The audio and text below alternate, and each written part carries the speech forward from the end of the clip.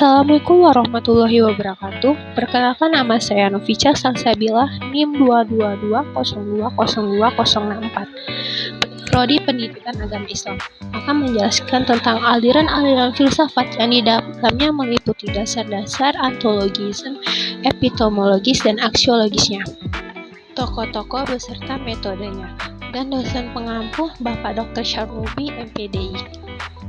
Pengertian ontologi. Kata ontologi berasal dari perkataan Yunani, yaitu ontos, being, dan logos, yaitu logik. Jadi ontologi adalah the theory of being, core being, teori tentang keberadaan sebagai keberadaan atau ilmu tentang yang ada. Selanjutnya, hubungan ontologi dengan filsafat pendidikan. Ontologi ialah suatu kajian keilmuan yang berpusat pada pembahasan tentang hakikat. Ketika ontologi dikaitkan dengan filsafat pendidikan, maka akan muncullah suatu hubungan mengenai ontologi filsafat pendidikan. Pendidikan adalah suatu kegiatan yang sadar akan tujuan dengan mengetahui makna pendidikan. Maka makna ontologi dan pendidikan itu sendiri merupakan analis tentang objek materi dari ilmu pengetahuan. Pengertian epistemologi. Epistemologi berasal dari bahasa Yunani yaitu epistem dan logos. Epistem berarti pengetahuan atau knowledge, logos berarti teori. Dengan demikian epistemologi secara etimologis berarti teori pengetahuan. Aliran-aliran dalam epistemologi. Yang pertama, rasionalisme, yaitu aliran ini berpendapat semua pengetahuan bersumber dari akal pikiran atau rasio. Yang kedua, empirisme, yaitu aliran ini berpendirian bahwa semua pengetahuan manusia diperoleh melalui pengalaman indera. Yang ketiga, realisme. Realisme merupakan suatu aliran filsafat yang menyatakan bahwa objek-objek yang kita serap lewat indera adalah nyata dalam diri objek tersebut. Yang keempat, kritisisme. Kritisisme menyatakan bahwa akal menerima bahan-bahan pengetahuan dari empiri yang meliputi indera dan pengalaman. Yang kelima, positivisme. Tokoh aliran ini diantaranya Auguste Comte yang memiliki pandangan sejarah perkembangan pemikiran umat manusia dapat dikelompokkan menjadi 3 tahap, yaitu yang pertama tahap teologis, kedua tahap metafisis, yang ketiga tahap positif.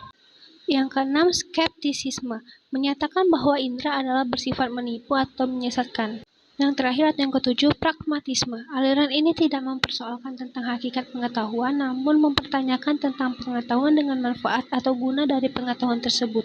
Selanjutnya, pengertian aksiologi. Secara etimologis, aksiologi berasal dari bahasa Yunani kuno yaitu axios, yang berarti nilai, dan kata logos berarti teori. Jadi, aksiologi merupakan cabang filsafat yang mempelajari nilai. Dengan kata lain, aksiologi adalah teori nilai.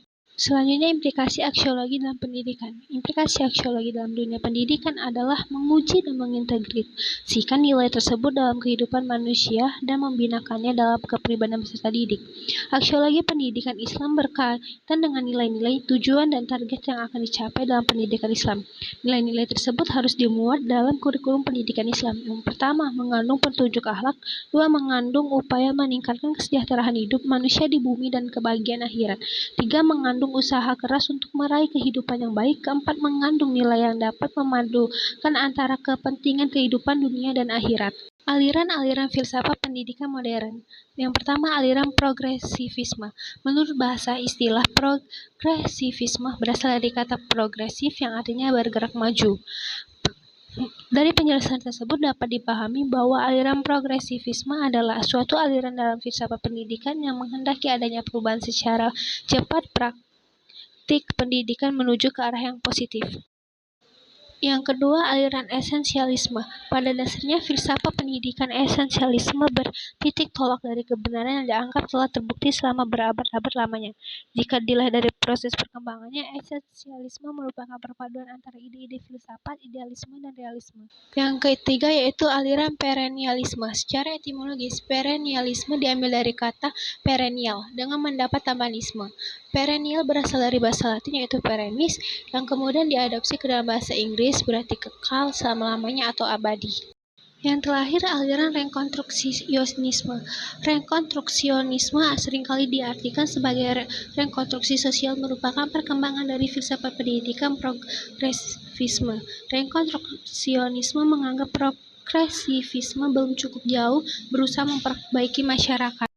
Rekonstruksionisme menghendaki tujuan pendidikan untuk meningkatkan kesadaran siswa mengenai problematika sosial, politik, dan ekonomi yang dihadapi oleh manusia secara global, dan untuk membina serta membekali mereka dengan kemampuan-kemampuan dasar agar bisa menyelesaikan persoalan-persoalan tersebut.